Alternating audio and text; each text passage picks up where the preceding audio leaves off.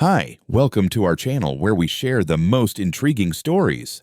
Out here in the woods, I wanted silence, solitude, peace. What I got was a war, not with wild animals, but with something far more relentless. A homeowners association determined to take what wasn't theirs. They came with smiles, then threats, but they knocked on the wrong damn door.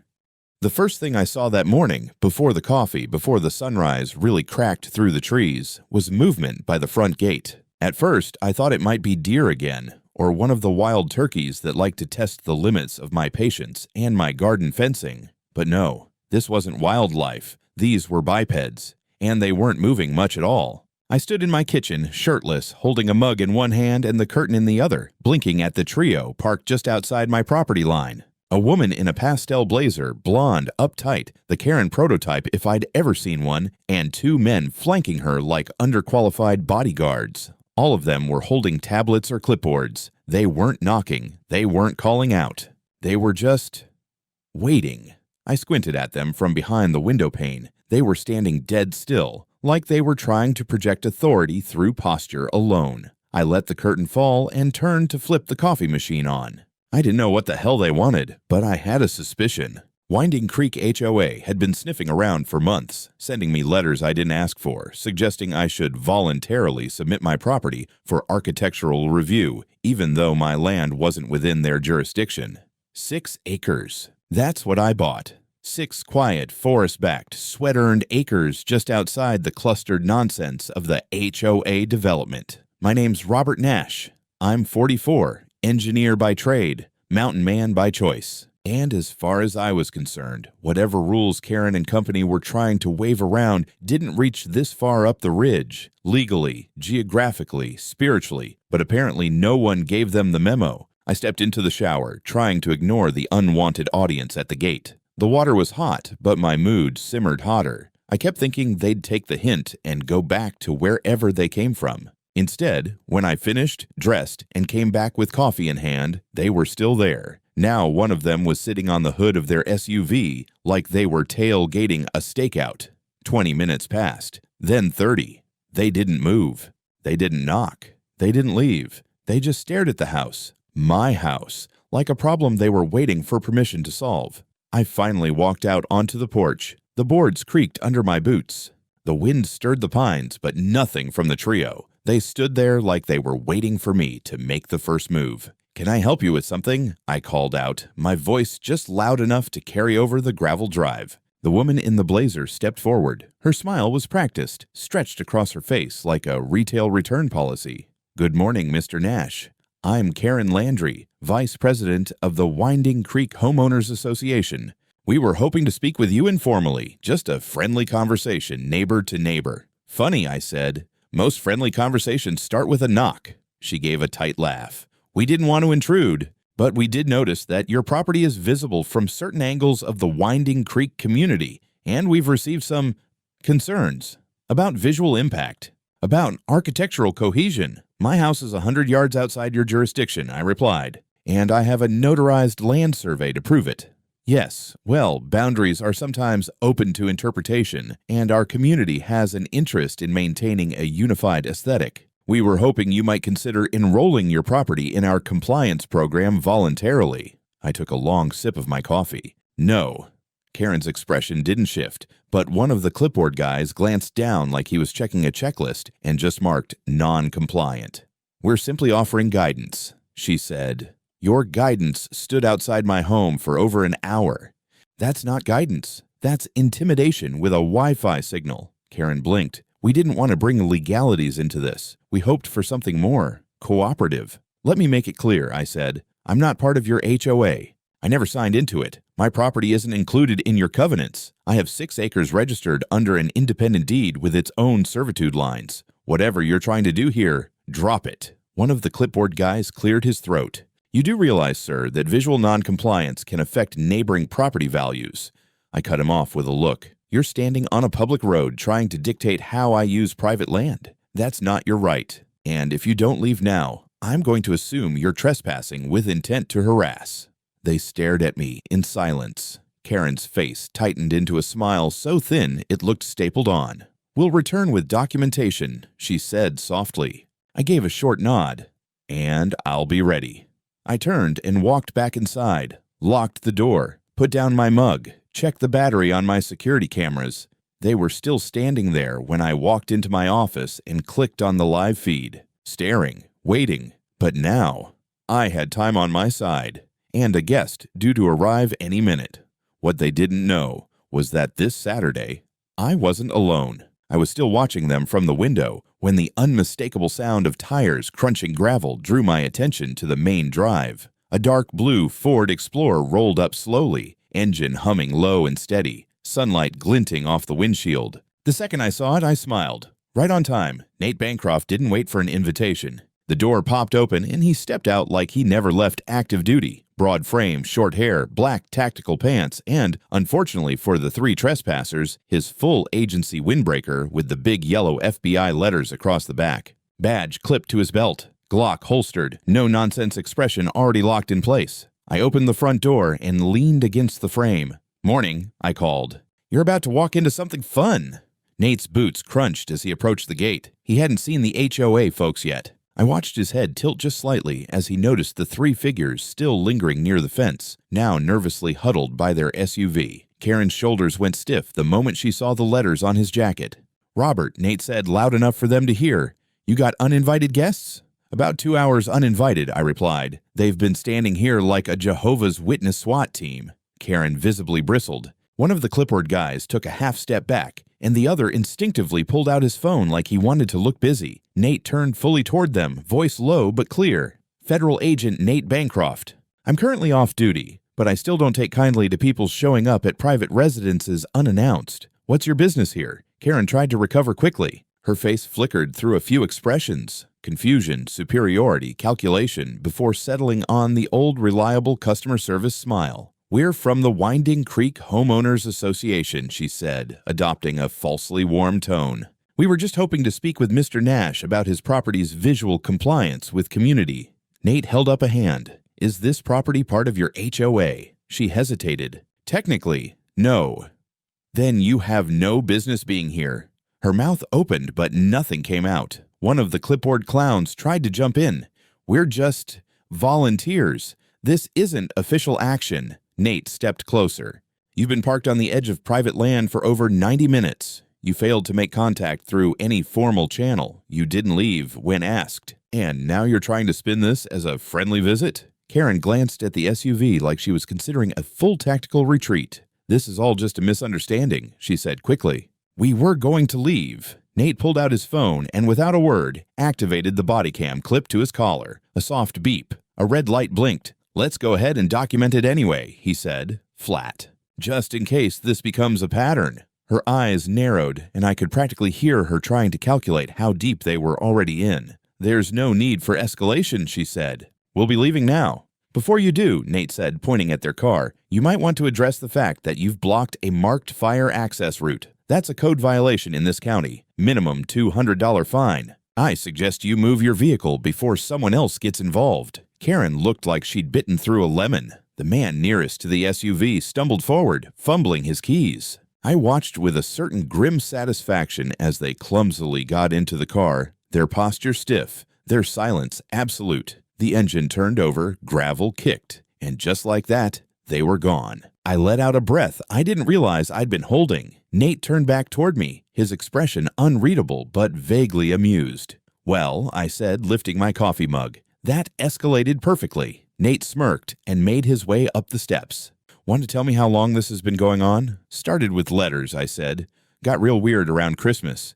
That was their third visit. First one where they waited 2 damn hours." "Let's get inside," he said. "And while you're at it, bring me all those letters."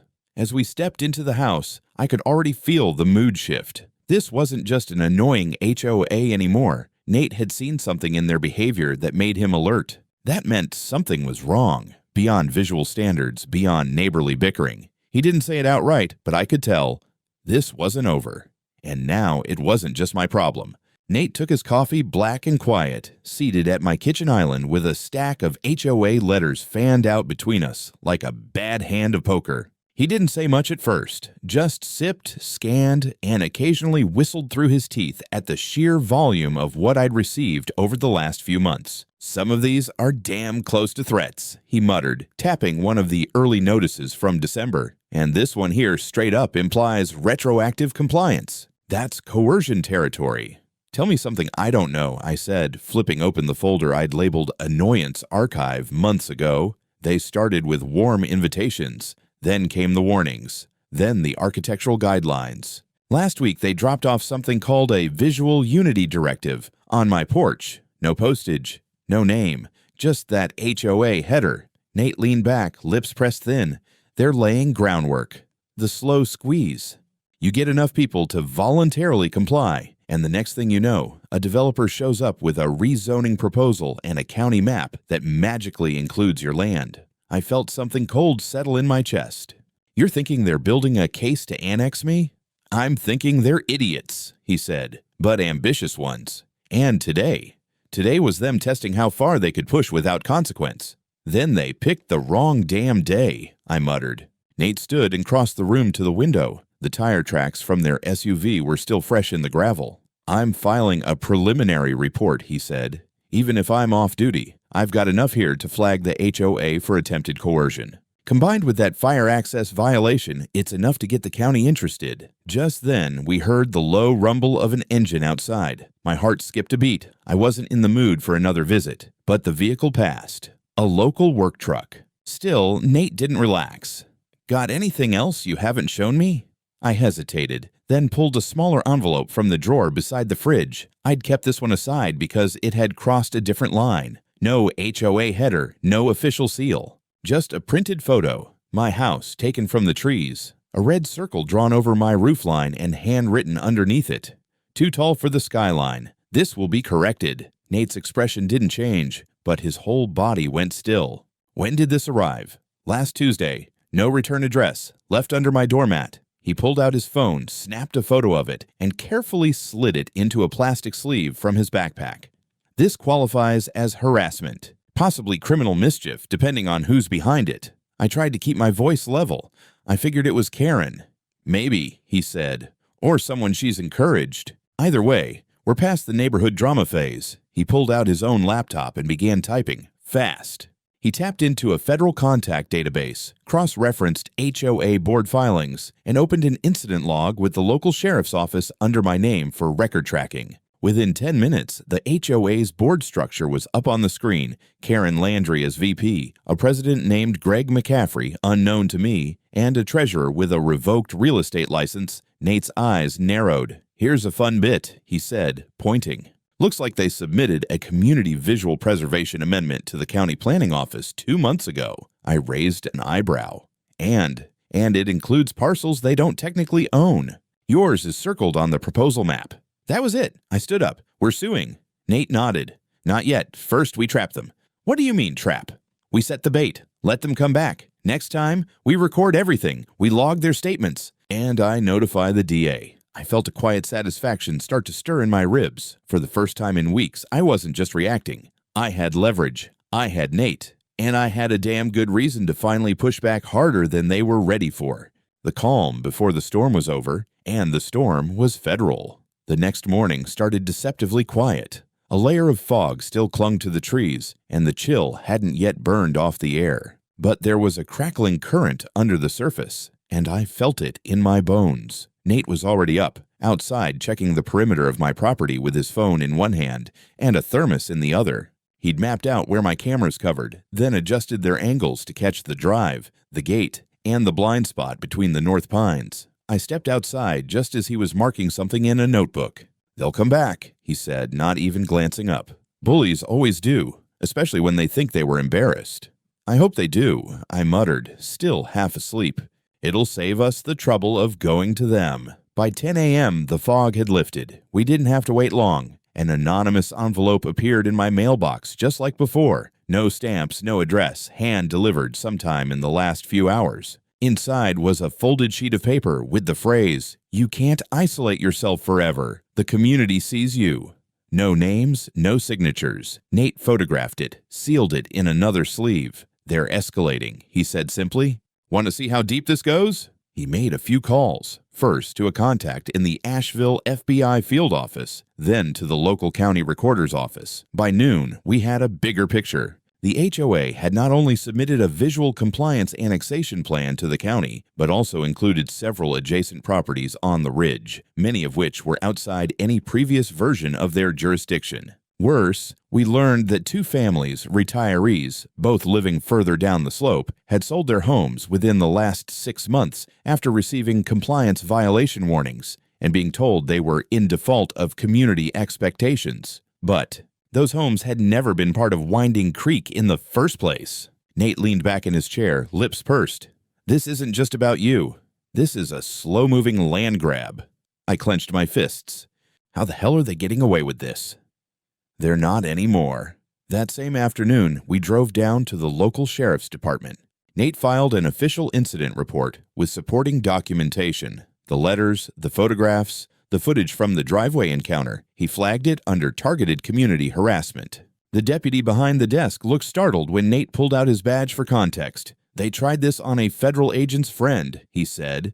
They just didn't know it yet. By the time we got back to the house, a surprise was waiting for us. A folded paper had been pinned to one of my pine trees with a rusty nail. Sloppy, fast, and desperate. Nate pulled it down, unfolded it, and handed it to me. Your friend might have a badge, but he won't be here forever. Some things don't go away just because you hide behind fences. We'll be watching. I read it twice. Nate didn't say anything for a moment. Then, that's stalking. He pulled out his phone and called it in. Not to the local guys. This time, to a contact in the Civil Liberties Task Force attached to the Bureau. Within the hour, the agent in charge from the regional office in Raleigh confirmed an inquiry had been opened. What started as a creepy HOA knock turned into a full-blown investigation. But there was one more detail Nate wanted to confirm. He called in a favor from a private investigator he'd worked with back in Atlanta. Someone who could run financial backgrounds fast. The result? Karen Landry, vice president of Winding Creek HOA, had ties to a small management firm that oversaw private property sales. Most recently, the two homes sold after voluntary compliance breakdowns. Kick them hard enough, Nate said, and they sell. Karen's company swoops in and buys low. Cleanse up, flips, rinse, repeat. It wasn't an HOA. It was a racket. By nightfall, I had 3 new motion lights installed, extra batteries for every camera, and a shared cloud server logging every damn frame. And Nate? He wasn't smiling anymore. It was just after dawn when I saw the flashing orange light at the base of my road. At first, I thought it was a county truck, maybe road work or some downed tree cleanup. But when I drove down in Nate's pickup to check, what I found was something else entirely. A white SUV with Winding Creek Neighborhood Patrol magnet stickers slapped on both sides, parked sideways across the bottom of my private access road, not blocking it entirely, just enough to make a point. Inside were 2 guys in neon vests, one pretending to scroll on a tablet, the other watching the tree line like he expected a deer to pull a gun on him. I parked 10 feet away, engine idling. Nate leaned forward in the passenger seat, sunglasses already on. Well, he said, that's new. I killed the engine, got out, and walked right up to the driver's side window. You're on private property, I said, calm but loud. This isn't a public road, and it's not part of Winding Creek. The man in the driver's seat, balding, sunglasses, maybe late 50s, looked up and smirked like a DMV clerk with a personal grudge. This is a courtesy patrol, he said. We're here to document traffic patterns and ensure unauthorized construction isn't disturbing the aesthetic unity of the area. Do you even hear yourself? I asked. You're trespassing. We're in the public interest, he replied smoothly. And you're being monitored. That's when Nate stepped up beside me, flipped out his badge with a practiced flick, and let the air hang for a moment. And now you're under federal observation, he said. Unless you want to start talking about who exactly authorized this fake patrol, I suggest you move your vehicle before this becomes obstruction. The guy's mouth twitched. His partner looked like he might throw up. They backed out, literally, scraping a bit of gravel on the way. Nate filmed the entire thing. When they were gone, we took photos of the tire marks, the patrol stickers, even the clipboard one of them had dropped in the rush. It was empty, except for a single sheet with my address printed in bold at the top. Back at the house, I was still fuming when my phone buzzed. A neighbor, an older woman I'd met once or twice at the local supply store, had forwarded me a screenshot from the Nextdoor app. Winding Creek had started a thread titled, "Difficult Neighbor Threatens Community Balance," complete with a blurry photo of my gate and insinuations that my non-compliant residence was hurting property values and wildlife migration. They were trying to isolate me publicly, smear me, turn me into some kind of outsider enemy. But they'd underestimated one thing. I wasn't the only one they'd done this to. After lunch, Nate and I canvassed, drove to the two properties further down the mountain, the ones that had recently sold. One of them was still empty, but the second had a caretaker on site doing maintenance. He let us in. The house looked wrong. All neutral colors, same fence style as the Winding Creek rules dictated. A freshly laid gravel path in place of the old forest edge. They gutted the place, the caretaker said. New owners bought it cash after the last couple moved out in a hurry. Heard they'd been fined or something. Nate nodded slowly, like pieces were sliding into place. That evening, we hosted a few of the nearby property owners, people who'd been in the area longer than me. One man, Eugene, a retired Army surveyor, told us he'd received an envelope almost identical to mine 6 months ago. It said my tool shed was obstructing the scenic overlook, wanted me to sign a consent form for modification. "Did you?" I asked. Hell no," he said. But next thing I know, the county comes sniffing around about an unpermitted structure. Took me 3 weeks to clear it up. Another woman, widow, quiet, looked like she'd been storing her nerves in a mason jar for months, shared how HOA reps had offered her a cash payment to facilitate a smooth transition if she agreed to sell and remove future conflict with the community plan. Nate recorded everything. By 9 p.m., he had a working theory. Winding Creek HOA had launched a private campaign to intimidate, pressure, or buy out properties near their development. If you didn't sign in, they'd find a way to push you out. If you pushed back, they'd smear you, monitor you, or worse, fabricate violations. And now, for the first time, someone was documenting their entire playbook. "This isn't about grass height or paint colors," Nate said. "It's about control." I stared out the window at the trees beyond the ridge. "They want the whole mountain," I said, and now they'd have to fight for it. 2 days later, things escalated in a way that even Nate hadn't predicted. We were eating a late breakfast, eggs, black coffee, and a grim sense of humor when I got an alert from my motion sensor at the end of the driveway. Not unusual by itself, but when I checked the feed, I froze. A small group of people, 6 or 7, were walking along the edge of my property line with clipboards, cameras, and one even had what looked like a measuring wheel. They weren't in uniforms, but they had matching vests that read, "Winding Creek Property Integrity Team." Integrity my ass. Nate muttered, already grabbing his phone. We didn't confront them directly this time. Nate said no. He wanted to see how far they'd go. We watched the footage from inside. They circled the trees, pointed at my fence posts, and even took photos of my chimney. One woman waved some kind of laminated map at another man, and they started drawing over it. By the time they left, they'd been on my land for 28 minutes. Every second recorded on high-res motion cam, time-stamped, GPS tagged. Nate uploaded everything to a secure drive, then called in a favor. "I've got a friend at the U.S. Attorney's Office in Asheville," he said. "He's been dying to prosecute an overreaching HOA. We might have just found his test case." That afternoon, we prepared a full report, incidents, footage, testimonies from other landowners, and documentation of the fake patrol. And now this unauthorized inspection. Nate sent it with a summary memo under the subject line. Coordinated private harassment campaign masquerading as civic oversight. We didn't have to wait long. The very next morning, a black SUV with government plates pulled into my driveway. Out stepped a clean-cut man in a dark suit, his ID clipped visibly to his breast pocket. He introduced himself as Assistant U.S. Attorney Marvin Lasky. He shook my hand, then Nate's, and said, "I read your file. We're opening a preliminary inquiry." I never thought I'd hear those words in relation to my own front yard. While Lasky took statements, another vehicle arrived, a white truck from the county inspector's office. Turns out Nate had sent them a separate complaint about unauthorized land surveying. They'd brought a certified cadastral specialist. We walked the perimeter with him. He looked over the fence, the markers, the notches in the trees where the HOA survey team had scratched their own reference points. When we reached the corner where they'd stood with the laminated map, he just sighed. "These aren't even real boundary indicators," he said. Looks like someone drew this with a highlighter and a prayer. He filed an immediate notice of trespass against Winding Creek, with potential charges for unauthorized land assessment. Lasky nodded with satisfaction. It's a start, but we weren't done yet. 2 hours later, as Nate was closing up his laptop, we heard tires on gravel again. Another car at the gate. This time it was Karen, alone. Wearing sunglasses, hair done up, holding a heavy leather folder against her chest like it was a bulletproof vest. She stood just outside the gate, didn't ring, didn't knock, just waited. I opened the gate, stepped out, made it 3 paces before she lifted her chin and said, "I came to speak off the record." I stopped. That's not how any of this works. She looked past me, noticed Nate standing on the porch with a tablet already recording. Her mouth tightened. "We believe there's been a misunderstanding," she said, voice brittle.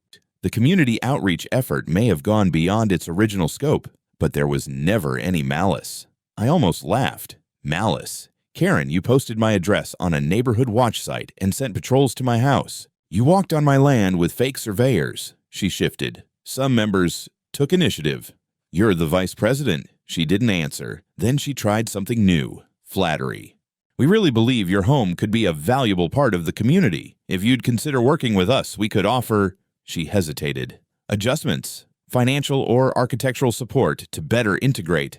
I held up a hand. You don't get to bribe your way out of this. Karen's smile vanished completely. She turned, walked briskly to her car, slammed the door, and sped off without another word. Later that night, Nate got a call from his friend at the attorney's office. The U.S. attorney for the district had officially approved escalation of the inquiry to a full investigation. We were no longer just fighting HOA harassment. Now it was federal. The mood around the house shifted after the federal inquiry began. It wasn't fear exactly, but something heavier, more alert. Nate and I both knew what was coming. HOAs like Winding Creek don't just give up. They hide, then push harder in other ways. 3 days later, the retaliation started. At exactly 7:35 in the morning, I received a certified letter from a courier wearing a cheap security uniform. The letter wasn't from the HOA. It was from Winding Creek Community Architectural Oversight. Same people, different mask. Inside was a glossy, threatening document listing a dozen alleged non-compliance violations on my property. Roof color, mailbox style, gravel path design, chimney height, even the shade of mulch. I nearly choked on my coffee. None of it made sense. I wasn't in their jurisdiction, but the wording was slick, full of phrases like suggested participation, mandatory compliance review pending, and failure to engage may result in escalation per civic code.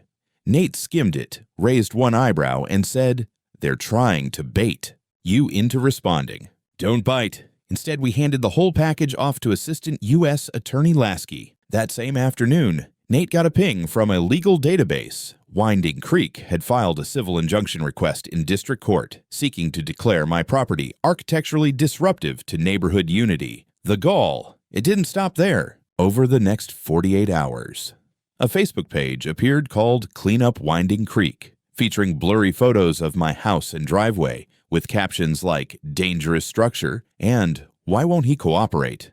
Flyers showed up on nearby mailboxes offering a community initiative to reclaim aesthetic control from outsiders. One night, someone scattered broken landscaping bricks across my driveway, spelling out, "Move." It was harassment in 1,000 cowardly cuts. We documented everything, cameras, logs, screenshots. Nate even pulled some favors to subpoena the HOA's recent email threads. What we found shocked even him. Emails from Karen sent weeks before urging board members to pressure the Nash property into compliance through optics and legality, mentions of isolating the structure, shaming refusal, and a line that read, "If we can't get him to sign, we make him uncomfortable enough that he'll beg to." By the end of that week, Lasky had enough. He secured a warrant and coordinated with the FBI office in Asheville. Then came the takedown. At 6:42 a.m. the following Tuesday, 3 unmarked government vehicles rolled into the Winding Creek HOA office parking lot. Agents in Navy windbreakers moved fast. Boxes of documents were carried out, computers bagged, phones confiscated. Karen was seen arguing with a tall agent until she was finally guided gently but firmly into a black sedan. Later that day, local news broke the story. FBI raids Winding Creek HOA office amid allegations of harassment, fraud, and forged documents. That evening, my gate stayed quiet. I sat on the porch with Nate, watching the sunset bleed across the Carolina Ridge. "You think they'll back off now?" I asked. Nate gave me a tired smile. "They're bleeding.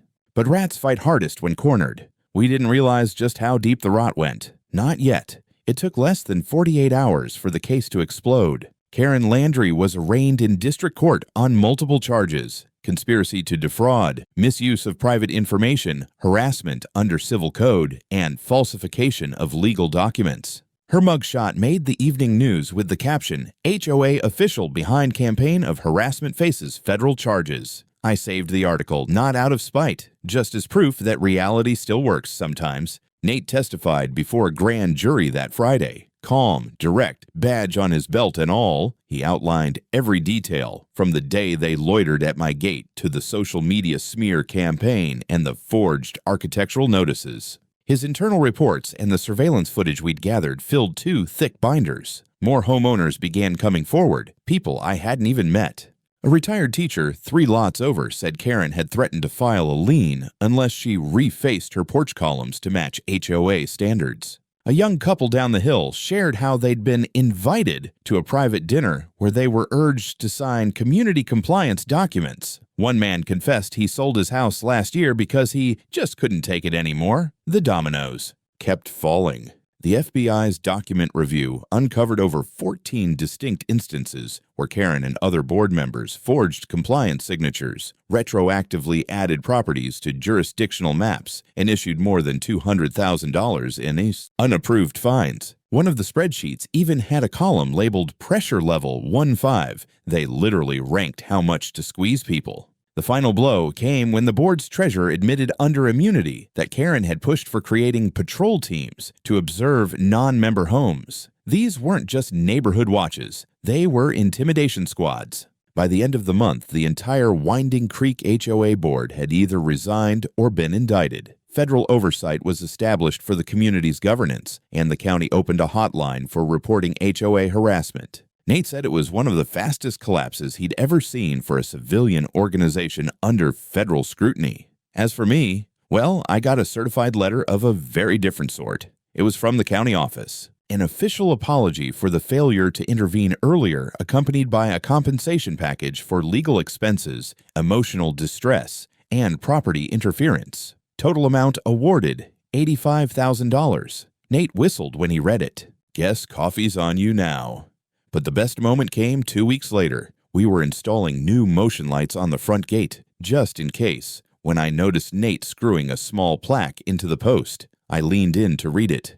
Private property. HOA trespassers will be recorded. Consult the FBI before knocking. Underneath, in Sharpie, Nate Bancroft. I laughed harder than I had in months. For the first time in a long time, the mountain air didn't carry that tight, coiled pressure. The gate was closed, the house was quiet, and not a single compliance form was anywhere in sight. Sometimes the system works. Sometimes it needs a friend with a badge.